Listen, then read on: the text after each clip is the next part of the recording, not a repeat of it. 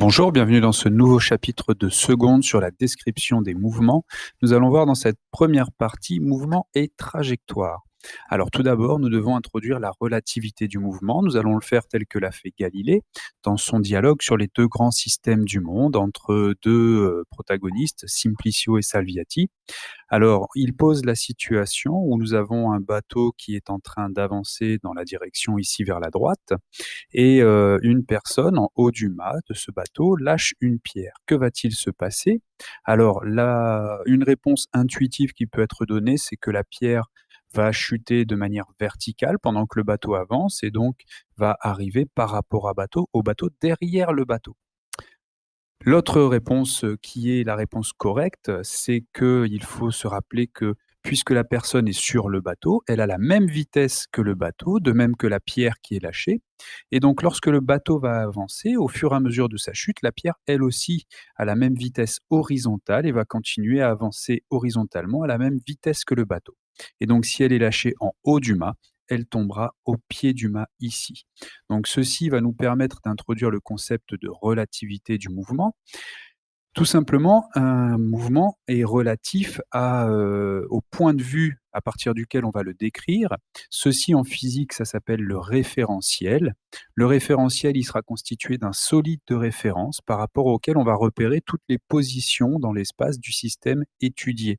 Par exemple, ça correspond à peu près en mathématiques à l'origine du repère que vous placez sur un graphique.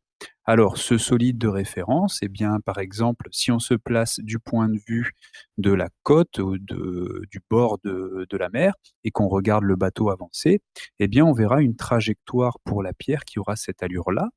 Tandis que si on se place sur le bateau même et qu'on regarde la pierre tomber, eh bien, on verra une trajectoire verticale ici. Également, le référentiel sera muni d'une horloge pour mesurer le temps et repérer les différents instants correspondant à chaque position pour ainsi mesurer la durée de la chute, par exemple. Donc, nous venons de le voir, la trajectoire d'un corps va dépendre du référentiel d'étude. Les positions dans l'espace, en effet, seront différentes en fonction du solide de référence qu'on aura choisi. Par contre, les temps mesurés par les horloges dans chaque référentiel seront identiques, c'est ce que l'intuition nous dit.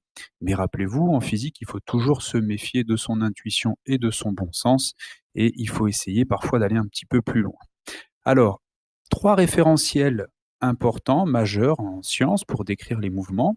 Nous avons le référentiel terrestre. Le référentiel terrestre est constitué de tout solide de référence fixe sur Terre. Donc par exemple, lorsqu'on décrit le mouvement de la chute de la pierre vue depuis le bord, eh bien nous sommes dans un référentiel terrestre. Nous observons le mouvement de la pierre par rapport à la Terre. Ensuite, 2 autres référentiels que nous utiliserons. Le référentiel géocentrique qui servira à montrer le mouvement, à étudier le mouvement de systèmes, lorsqu'on est à l'échelle de la planète, de la Terre. Donc, il est constitué du centre de la Terre et de 3 axes qui pointent vers des étoiles. Pourquoi des étoiles? Parce que les étoiles ont des mouvements apparents très lents, quasiment nuls à l'échelle de quelques années et donc nous pouvons pointer ces axes qui seront donc considérés comme un repère fixe. Et donc, il peut être utilisé ce référentiel pour étudier le mouvement de la Lune ou de satellites artificiels, par exemple. Ensuite, le référentiel héliocentrique, qui lui sera utilisé pour étudier les mouvements à l'échelle du système solaire, donc mouvements de planètes ou de comètes, par exemple.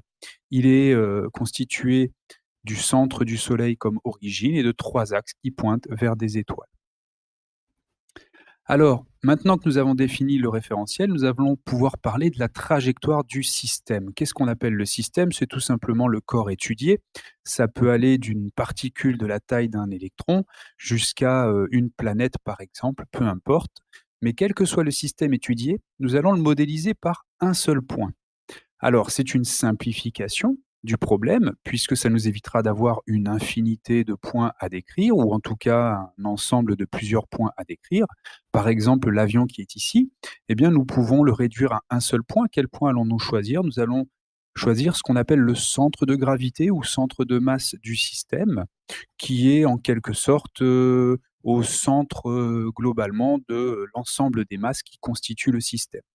Alors, c'est une simplification du problème dans le sens où c'est aussi une perte d'information. Par exemple, si nous sommes sur un système comme une balle de ping-pong, Elle se déplace, son centre de gravité se déplace, il est vrai, mais il y a également des mouvements de rotation qui peuvent se faire de cette balle.